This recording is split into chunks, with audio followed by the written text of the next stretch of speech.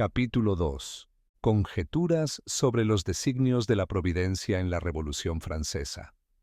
Cada nación, al igual que cada individuo, tiene una misión que cumplir. Francia ejerció sobre Europa un verdadero liderazgo, del que ha abusado de manera más que reprochable. En particular, estaba a la cabeza del orden religioso, y no sin razón su rey era llamado cristianísimo. Bossuet no exageraba en este punto. Pues bien, ya que Francia utilizó su influencia para desmoralizar a Europa, contraviniendo su vocación, no es de extrañar que haya sido obligada a regresar a ella por los medios más terribles. Hace mucho tiempo que no se veía un castigo tan tremendo infligido a un número tan grande de culpables. Hay inocentes, sin duda, entre los que sufren, pero son muchos menos de lo que se cree comúnmente. Todos aquellos que trabajaron para separar al pueblo de sus creencias religiosas, todos los que opusieron sofismas metafísicos a las leyes de la piedad, todos los que dijeron, podéis herir, siempre que saquemos algún beneficio de ello, todos los que intervinieron en las leyes fundamentales del Estado, todos los que aconsejaron, aprobaron o favorecieron las medidas violentas tomadas contra el rey. Todos ellos desearon la revolución. Y todos los que la desearon han sido, con justicia, sus víctimas, incluso en una visión limitada. Nos lamentamos al ver que sabios ilustres caen bajo el hacha de Robespierre. Humanamente hablando, nunca se lamentará lo suficiente su pérdida. Pero la justicia divina no tiene el menor respeto por los geómetras o los físicos. Demasiados sabios franceses fueron actores principales de la revolución. Demasiados sabios franceses la amaron y la favorecieron mientras, como el bastón de Tarquino, solo abatía las cabezas dominantes. No es posible que se produzca una gran revolución sin causar desgracias. Pero cuando un filósofo se consuela por estas desgracias en vista de sus resultados, cuando en su corazón dice, toleremos 100.000 asesinatos si con ello conseguimos la libertad, y la providencia le responde, acepto tu aprobación, pero tú serás parte de ese número. ¿Dónde está la injusticia? ¿No juzgaríamos de la misma manera en nuestros tribunales? Sería cruel detallar, pero qué pocos franceses entre los llamados víctimas inocentes de la revolución pueden evitar que su conciencia les diga, miren los tristes resultados de sus errores, reconozcan los golpes que ustedes mismos dieron. Nuestras ideas sobre el bien y el mal, sobre el inocente y el culpable, están a menudo distorsionadas por nuestros prejuicios. Declaramos culpables e infames a dos hombres que luchan con un cuchillo de pocos centímetros, pero si la hoja mide 1 metro, el combate se convierte en honorable. Deshonramos a un hombre que roba una moneda del bolsillo de su prójimo, pero si solo le roba a su esposa, ¿qué importa? Todos los crímenes brillantes que implican el desarrollo de cualidades grandes o amables, especialmente aquellos coronados por el éxito, los perdonamos o incluso los convertimos en virtudes. Para la verdadera justicia, en cambio, las cualidades brillantes que rodean al culpable lo hacen aún más infame, pues para ella, el mayor crimen es el abuso de los dones recibidos. Cada persona tiene ciertos deberes que cumplir, y la magnitud de estos deberes es proporcional a su posición social y los recursos de que dispone. La misma acción puede no ser igualmente criminal en dos personas distintas. Por ejemplo, una acción que solo fue un error o un arrebato de locura en un hombre oscuro, investido súbitamente de un poder ilimitado, podría ser una iniquidad en un obispo o un duque par. En resumen, hay acciones disculpables y hasta loables desde la perspectiva humana, pero que, en esencia, son infinitamente criminales. Si alguien nos dice, he apoyado sinceramente la Revolución Francesa, por amor a la libertad y a mi patria, creí con toda mi alma y conciencia que traería la reparación de los abusos y el bienestar público, no sabríamos qué replicar. Pero el ojo que todo lo ve, percibe la fibra culpable. Descubre en una desavenencia ridícula, en una pequeña mortificación del orgullo o en una pasión baja o criminal, el verdadero origen de estas decisiones que intentan presentarse como nobles ante los hombres. Y para él, La mentira y la hipocresía que acompañan a la traición son un crimen más. Pero hablemos de la nación en general. Uno de los mayores crímenes que pueden cometerse es, sin duda, un atentado contra la soberanía, pues ningún otro tiene consecuencias más terribles. Si la soberanía reside en una sola cabeza y esa cabeza cae, víctima de un atentado, la atrocidad del crimen se multiplica. Pero si ese soberano no ha merecido tal destino por ningún crimen, si son sus virtudes las que han armado contra él la mano de los culpables, entonces el crimen no tiene nombre. Estos rasgos describen la muerte de Luis XVI, pero lo que más importa señalar es que nunca un crimen tan grande tuvo tantos cómplices. La muerte de Carlos I tuvo muchos menos, aunque se le podían hacer reproches que Luis XVI no mereció. Sin embargo, se le mostraron pruebas del más tierno y decidido interés. Incluso el verdugo, que solo obedecía, no se atrevió a darse a conocer. En Francia, Luis XVI marchó hacia la muerte rodeado de 60.000 hombres armados que no dispararon ni un tiro contra Santerre. Ni una sola voz se alzó por el desafortunado monarca, y las provincias fueron tan mudas como la capital. Hubiera sido peligroso, se decía. Franceses, si consideráis que esa es una buena razón, no os jactéis tanto de vuestro valor, o reconoced que lo empleáis muy mal. Igualmente notable fue la indiferencia del ejército. Sirvió a los verdugos de Luis XVI mucho mejor que a él, ya que lo traicionó. No mostró la más mínima señal de descontento. En fin, jamás un crimen tan grande pudo atribuirse, en distintos grados por supuesto, a un número tan elevado de culpables. Además, cabe una observación importante. Todo atentado contra la soberanía en nombre de la nación es siempre, en mayor o menor grado, un crimen nacional, porque la nación nunca está exenta de culpa cuando los facciosos llegan a situarse en condiciones de cometer un crimen en su nombre. Sin duda, no todos los franceses desearon la muerte de Luis XVI, pero la inmensa mayoría del pueblo quiso, durante más de 2 años, todas las locuras, todas las injusticias y todos los atentados que llevaron a la catástrofe del 21 de enero. Pues bien, todos los crímenes nacionales contra la soberanía son castigados de manera rápida y terrible. Es una ley que nunca ha sufrido excepciones.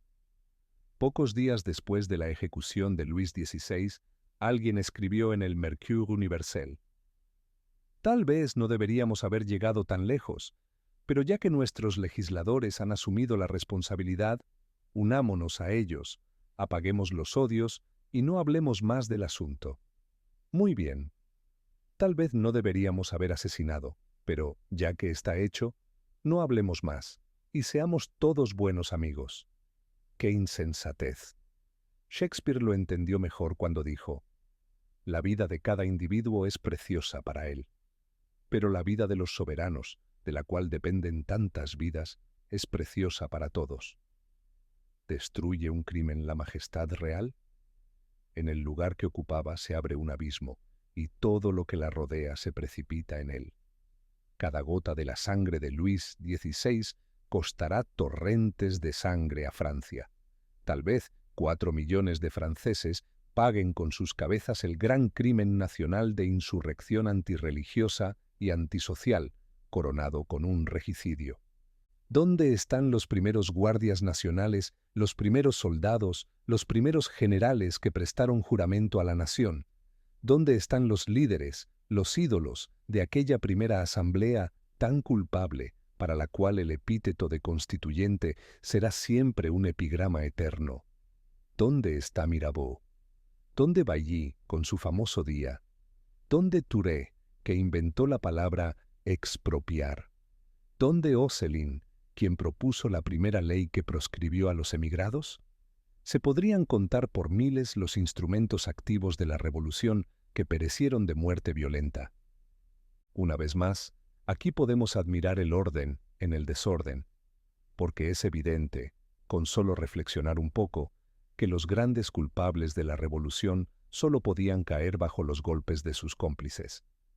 Si se hubiera realizado lo que se llama una contrarrevolución, y el rey hubiera sido restaurado únicamente por la fuerza, no habría habido manera de hacer justicia. La mayor desgracia que puede ocurrir a una persona sensible es tener que juzgar el asesinato de un ser querido o el robo de sus bienes por parte de un usurpador. Y esto es exactamente lo que habría sucedido en una contrarrevolución tal como se entendía entonces, porque los jueces superiores, por la naturaleza misma de las cosas, habrían pertenecido casi todos a la clase ofendida, y aunque la justicia no hubiera hecho más que castigar, habría parecido que se vengaba. Además, la autoridad legítima siempre muestra cierta moderación en el castigo de crímenes que involucran a una multitud de cómplices. Cuando envía a la muerte a 5 o 6 culpables de un mismo crimen, parece una carnicería. Si supera ciertos límites, se vuelve odiosa. Por otro lado, los grandes crímenes requieren, lamentablemente, grandes castigos. Y en este campo es fácil sobrepasar los límites, especialmente cuando se trata de crímenes de lesa majestad, donde la adulación se convierte en verdugo. La humanidad aún no ha perdonado a la antigua legislación francesa el espantoso suplicio de Damiens. ¿Qué habrían hecho los magistrados franceses con 300 o 400 Damiens y con todos los monstruos que llenaron Francia? ¿Habría caído la espada sagrada de la justicia sin descanso, como caía la guillotina de Robespierre? Además, ¿cómo distinguir los diferentes crímenes? ¿Cómo graduar los castigos? Y sobre todo, ¿cómo castigar sin leyes? Se podría decir que se habrían escogido a unos pocos culpables, y todos los demás habrían recibido el perdón. Esto es precisamente lo que la providencia no quería. Como puede hacer lo que quiere, desconoce estos perdones motivados por la imposibilidad de castigar. Era necesario que se realizara una gran depuración de manera impresionante. Era necesario que el metal de Francia, libre de sus impurezas, llegara más puro y maleable a las manos del futuro rey. Claro está que la providencia no necesita castigar en el tiempo para justificarse, pero en esta época se ha puesto a nuestro nivel y castiga como un tribunal humano. Ha habido naciones literalmente condenadas a muerte, y sabemos por qué. Si entrara en los designios de Dios revelarnos sus planes respecto a la Revolución Francesa, podríamos leer el castigo de los franceses como un decreto parlamentario. Pero, ¿qué más podríamos saber que no sepamos ya? ¿No es visible ese castigo? ¿No hemos visto a Francia deshonrada por más de 100.000 asesinatos y su suelo cubierto de patíbulos, mientras la tierra de este hermoso reino ha sido regada con la sangre de sus hijos en matanzas judiciales? Al mismo tiempo, déspotas inhumanos derramaban esta sangre también en el extranjero, alimentando una guerra cruel sostenida únicamente por sus propios intereses. Jamás el tirano más sanguinario ha mostrado tanto desprecio por la vida humana, y jamás un pueblo pasivo se ha entregado tan dócilmente a la carnicería. El hierro y el fuego, el hambre y el frío, las privaciones y sufrimientos de todo tipo, nada ha cansado a Francia de su suplicio. Todo aquel que se ha sometido debe soportar su destino. No se verá ninguna desobediencia hasta que el juicio se haya completado. Y sin embargo, en esta guerra tan cruel y desastrosa, cuántos puntos de vista interesantes surgen, y qué fácil es pasar de la tristeza a la admiración en cada instante. Retrocedamos a la época más terrible de la Revolución. Supongamos que bajo el gobierno del infernal Comité de Salvación Pública, el ejército, por una súbita metamorfosis, se convierte de pronto en realista. Supongamos que convoca asambleas primarias por su cuenta y nombra libremente a los hombres más ilustrados y respetados para que le orienten sobre el camino a seguir en esa difícil situación. Supongamos, finalmente, que uno de los elegidos del ejército se levanta y dice: «Valientes y fieles guerreros, hay ocasiones en que la prudencia humana se ve obligada a elegir entre distintos males. Sin duda, es difícil luchar por el Comité de Salvación Pública, pero sería aún más fatal dirigir nuestras armas contra él. En el momento en que el ejército se involucre en política, el Estado quedará disuelto, y los enemigos de Francia aprovecharán ese momento de desintegración para invadir y dividir la nación. No debemos actuar solo para el presente, sino pensando en la continuidad. Nuestra principal tarea es preservar la integridad de Francia, y solo podemos hacerlo luchando a favor del gobierno, sea cual sea. Pues, de este modo, a pesar de los desgarramientos internos, Francia conservará su fuerza militar y su influencia exterior. Considerado bien, no combatimos por el gobierno, sino por Francia y por el futuro rey, quien tal vez nos deba un imperio mayor que el que halló la revolución. Es, pues, nuestro deber superar la repugnancia que nos hace dudar. Tal vez nuestros contemporáneos calumnien nuestra conducta, pero la posteridad nos hará justicia.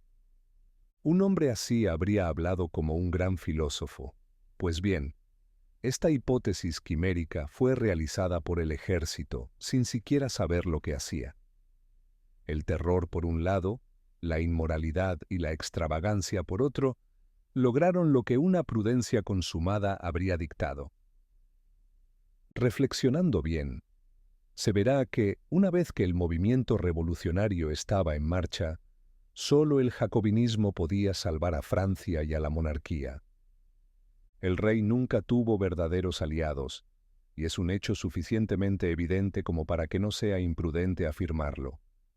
La coalición era enemiga de la integridad de Francia. Ahora bien, ¿cómo resistir a la coalición? Solo el genio infernal de Robespierre pudo obrar el prodigio. El gobierno revolucionario endureció el alma de los franceses sumergiéndola en sangre, exasperó el espíritu de los soldados y redobló sus fuerzas mediante una desesperación feroz y un desprecio por la vida que tenía algo de rabia. El horror de los cadalsos empujaba al ciudadano hacia la frontera, aumentando la fuerza exterior mientras eliminaba la menor resistencia interna. Todas las vidas, todas las riquezas y todos los poderes estaban en manos del poder revolucionario. Y este monstruo de poder, ebrio de sangre y de triunfos, era al mismo tiempo un castigo espantoso para los franceses y el único medio de salvar a Francia. ¿Qué pedían los realistas cuando solicitaban una contrarrevolución tal como la imaginaban, es decir, una realizada bruscamente y por la fuerza? Pedían la conquista de Francia, lo que implicaba su división, la anulación de su influencia y la humillación de su rey. En otras palabras, pedían matanzas durante quizás 3 siglos, la consecuencia inevitable de tal ruptura del equilibrio. Pero nuestros sucesores, que bailarán sobre nuestras tumbas sin preocuparse de nuestros sufrimientos, se reirán de nuestra ignorancia actual, y les será fácil consolarse de los excesos que hemos presenciado, pues habrán servido para conservar la integridad del reino más bello bajo el cielo. Todos los monstruos que engendró la revolución han trabajado aparentemente solo para la realeza. Gracias a ellos, el brillo de las victorias ha forzado la admiración del mundo y ha rodeado al nombre de Francia de una gloria que ni siquiera los crímenes de la revolución han podido despojar del todo.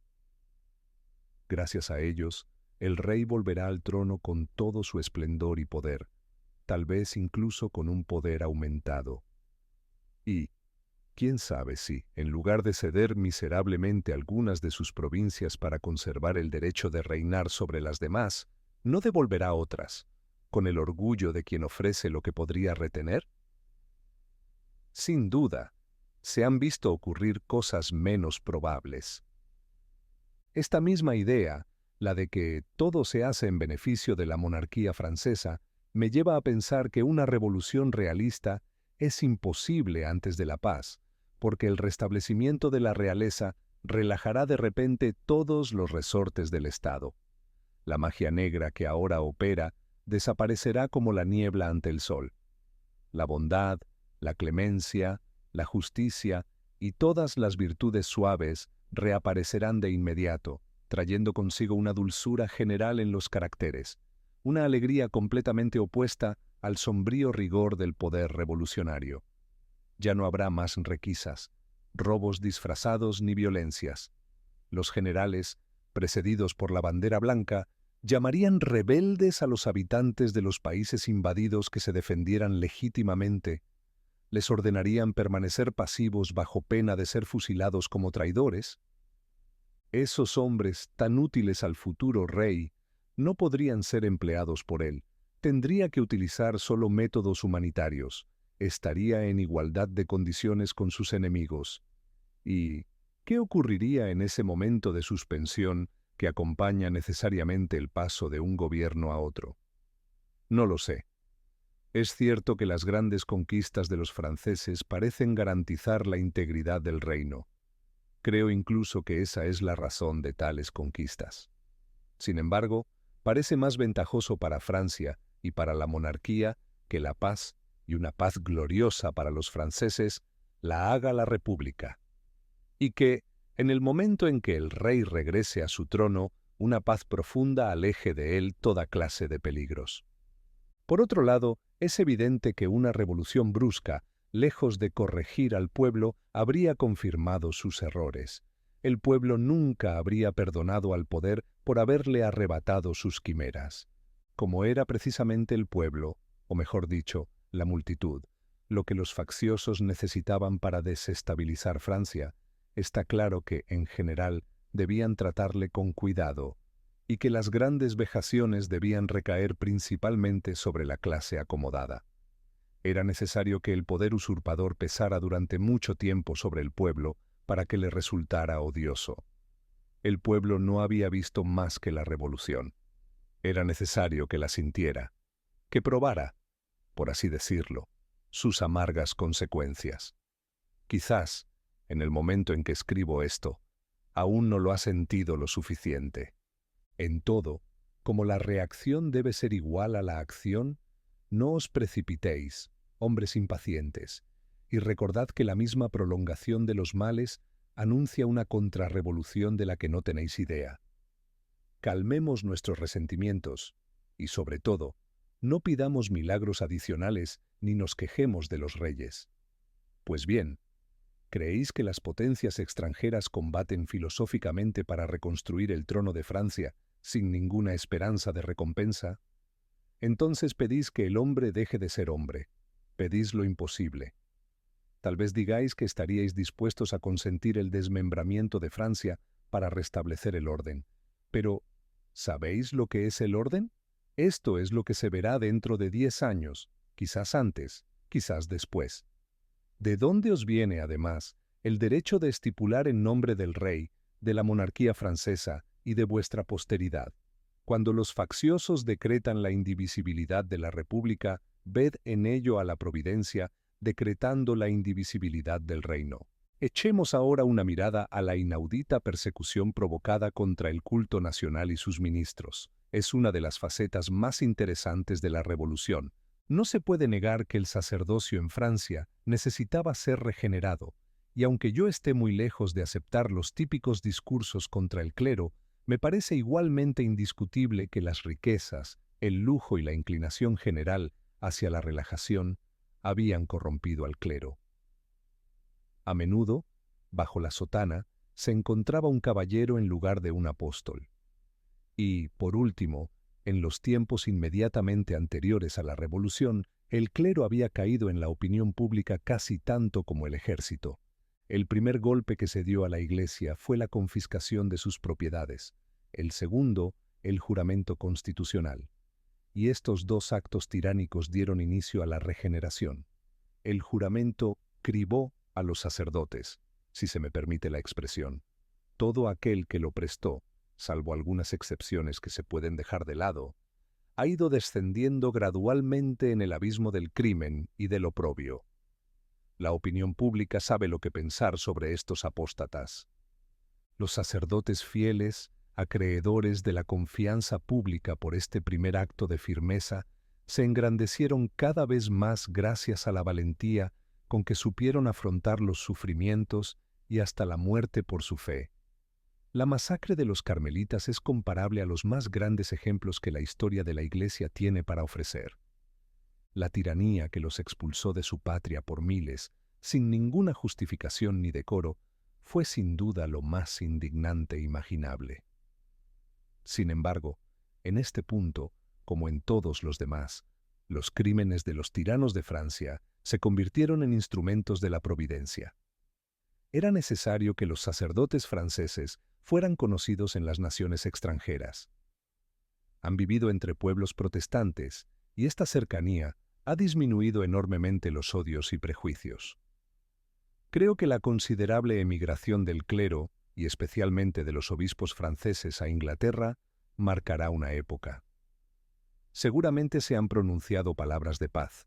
Seguramente se han formado proyectos de reconciliación durante ese encuentro extraordinario. Aunque solo se haya deseado en común, ya es mucho.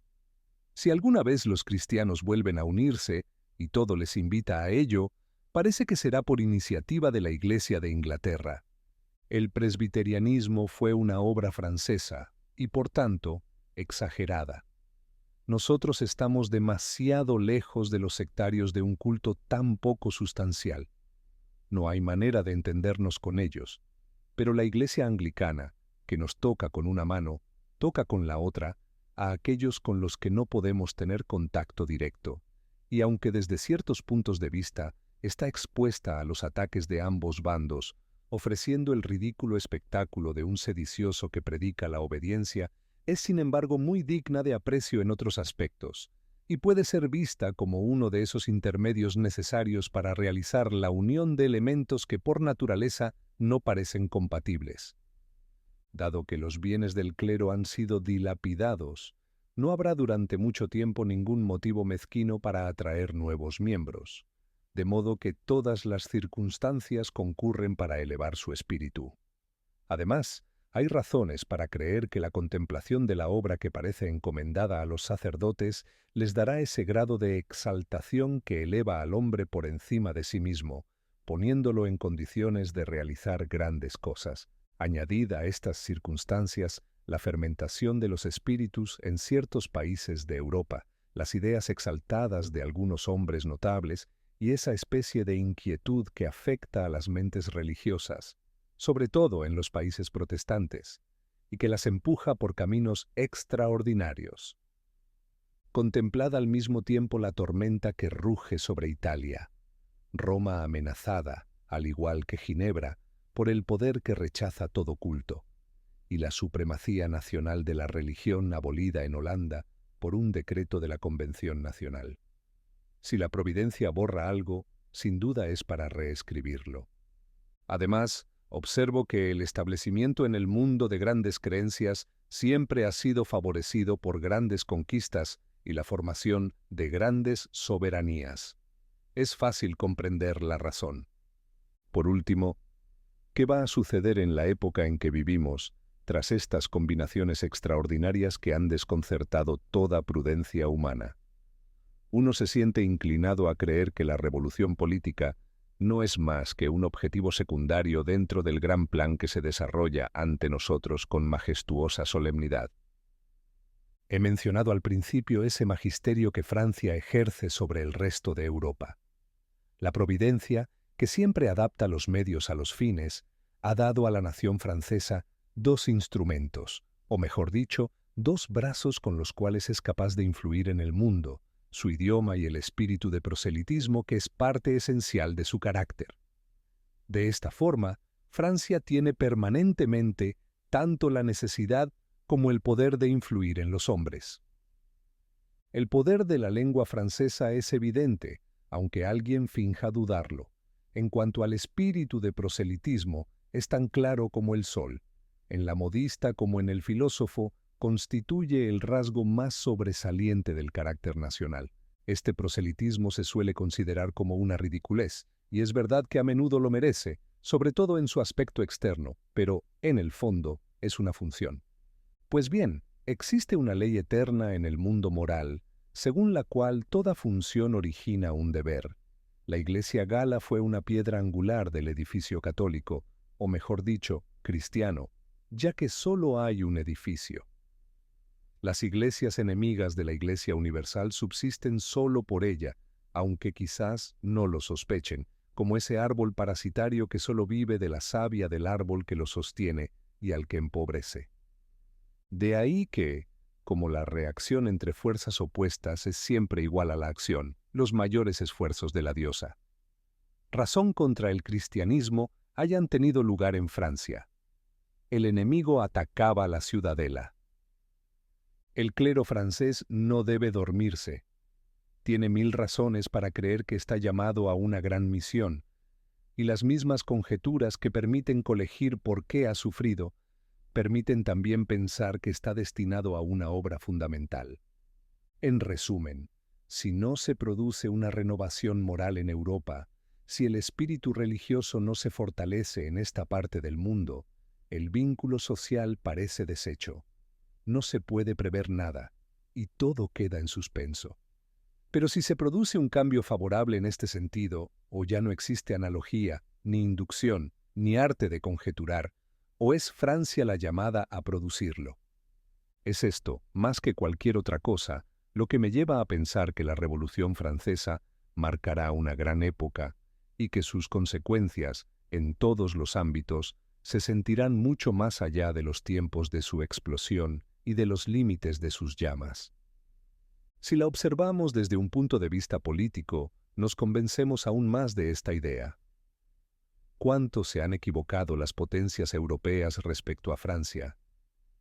¿Cuántas veces han meditado proyectos vanos? Oh, vosotros que os creéis independientes porque no comprendéis lo que sucede en la tierra, no digáis jamás, esto me conviene. Dicite justitiam moniti. ¿Qué mano, a la vez severa y paternal, aplastaba a Francia bajo todas las calamidades imaginables y a la vez sostenía su imperio por medios sobrenaturales, volviendo contra ellos mismos todos los esfuerzos de sus enemigos?